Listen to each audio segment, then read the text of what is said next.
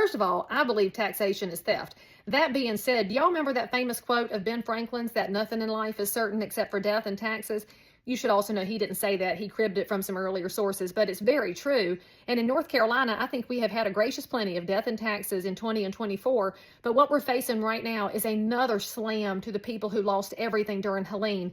If you are out of state, you might not know that North Carolina, we pay our property taxes in arrears. That means that they pay for January 1 through December 31, and they're due on December 31.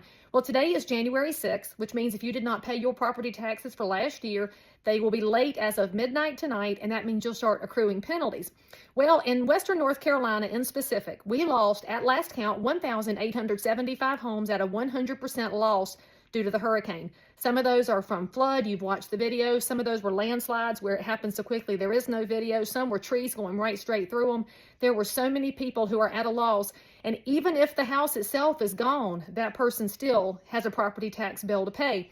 And our counties have said, we appreciate y'all asking, but no, we are not waiving those property taxes. Now, before I get mad at the counties, I do remember that our school systems rely on county dollars from property taxes to pay the budgets.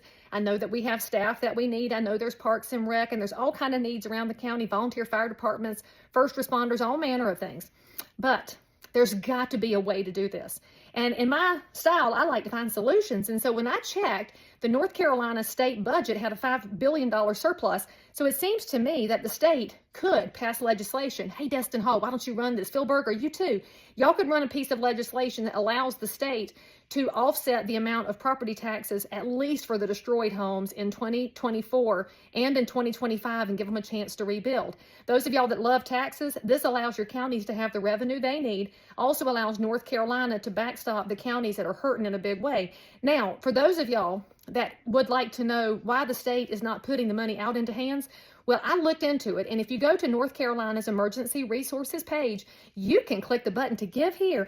You can support North Carolina, and when you click on that button, it's going to take you to the United Way's website. The United Way is not exactly known for good fiscal management, but that's where they think you can get money, but that's not available to a homeowner who's got a property tax bill.